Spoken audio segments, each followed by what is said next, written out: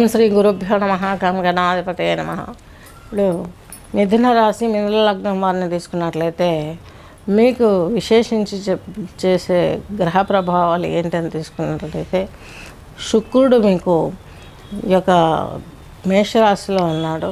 అంటే మీకు వ్యయాధిపతి పంచమాధిపతి అయినటువంటి శుక్రుడు మీకు వ్యయంలో ఉండి మీకు లాభంలో ఉండి చక్కని ఫలితాలు ఇస్తాడు. పంచమాధిపతి అంటే వివాహం కాని వారికి వివాహము, ఇల్లు లేని వారికి ఇల్లు, పొలాలు కొనాలనుకునే వారికి పొలాలు, అలాగే కొంచెం ఇంటీరియర్ డిజైనింగ్ చేసుకోవాలనుకునే వారికి, పాత ఇంటినే మోడలింగ్ చేసుకోవడానికి, ఇలాంటివి చేసుకునే వారికి చాలా స్పష్టత గోచరిస్తుంది.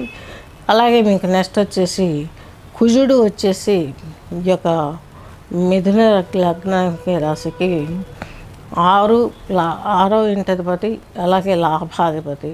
ఈ యొక్క శుక్రుడు వచ్చేసి పంచమాధిపతి, వ్యయాధిపతి. ఈయన వచ్చి మీకు లాభంలో ఉన్నారు. చాలా మంచి జరుగుతుంది. స్త్రీ మూలక ధనం లాభం పొందుతారు. అనేక రకమైనటువంటి శక్తులు గడించుకోగలుగుతారు. మీరు చేసే వర్క్లోనే శక్తులు అంటే వేరే ఏదో అన్నీ జయించడం, యుద్ధాలు ప్రకటించడం అని కాదు.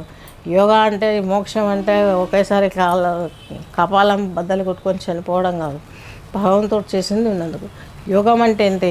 యోచించి జ్ఞానాన్ని సంతరించుకొని లబ్ధి పొంది జీవితాంలో నలుగురికి ఉపయోగపడబడి స్థిర సంకల్పాన్ని యోగా అంటారు.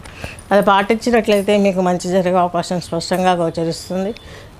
శని భగవంతుడిని తీసుకున్నట్లయితే మిథున రాశి మిథున లగ్నం వారికి ఈ యొక్క 9వ ఇంట్లో అధిపతి, అలాగే ఈ యొక్క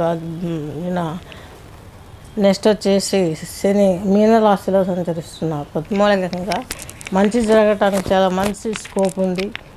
మీ జీవితంలో మీరు రాణించగలుగుతారు. కొంచెం ఈ యొక్క గ్లాస్ ఐటమ్స్కి దూరంగా ఉండండి. ఎందుకంటే నేను ఈ డైరెక్షన్లో జాతకం చెప్పినప్పుడు మా ఫ్రెండ్ ఒక ఆవిడకి ఆ గ్లాస్ పడి కాళ్ళంతా తొక్కుకొని ఒక రకంగా ఇల్లంతా బ్లడ్ చిమ్మేసింది. ఇది నేను అనుకుంటూనే ఉన్నాను. రాహు గాజు పెంకులతో ఇబ్బంది కలిగిస్తాడు. ఈయన పొజిషన్ బాగలేదు. ఈయన ఉన్నది కూడా స్వనక్షత్రం శతభిషం నక్షత్రంలో ఉన్నాడు అనుకున్నట్టుగానే జరిగింది. నెక్స్ట్ వచ్చేసి మీకు కావాల్సింది కుజుడు అయిపోయింది, శని అయిపోయింది. ఇక నెక్స్ట్ వచ్చేసి మీరు చేయవలసినవి తెలుసుకుందాము. మీకు మిథున రాశి మిథున లగ్నం వారికి 3వ ఇంట్లో కేతు ఉన్నాడు. దైవభక్తి విపరీతంగా పెరిగిపోతుంది. చంద్రుడు ఉన్నాడు 2వ ఇంటి ఆయన స్థిరంగా ఉండడు. 2.5 రోజుకు ఒకసారి రాశి మారుతూ ఉంటారు. వీళ్ళను స్థిరం చేసుకోవాలంటే ఏం చేయాలి? వీళ్ళు ఇచ్చే ఫలితాలను ఎవరిని చంద్రుడిని ఎలాగో మనం ఏ రాశిలో ఉంటే ఆ రాశిలోనే క్యాలిక్యులేట్ చేస్తాము. కేతువుని ఎట్లా మనం కూల్ చేసుకోవాలి? మిథున రాశి వారు అంటే మీకు దశమాధిపతి కేతువు. ఈయనను 3వ ఇంట్లో ఉన్నాడు కాబట్టి మీకు సిబ్లింగ్స్తో ఉన్నటువంటి ప్రాబ్లమ్స్ క్లియర్ అవుతాయి. కాకపోతే మధ్యలో అటు ఇటు బ్యాలెన్స్ తప్పి ఇబ్బందులు పడతారు. పొలిటికల్ వాళ్ళు, అలాగే చిన్న సంస్థలు పెట్టి వ్యాపారం చేసుకునేవారు వాళ్ళు మాత్రం ఈ యొక్క దశలో అనుకున్నది సాధించడానికి చాలా పెట్టుబడి పెట్టినట్లు నాలెడ్జ్ పెడుతూనే ఉంటారు. దాని ప్రకారం వాళ్ళకు వచ్చే అడ్వాంటేజ్ కూడా అలాగే ఉంటుంది. నెక్స్ట్ మనకు పాలిటిక్స్ రంగంలో ఉన్న వారికి కూడా చెప్పాము. వారికి కలతగానే ఉంటుంది గ్రహస్థితి. ఎవరికి ఏం చేయాలో తెలియదు, ఎలా ముందుకెయ్యాలో తెలియదు. ఈ విధంగా ఉంటుంది.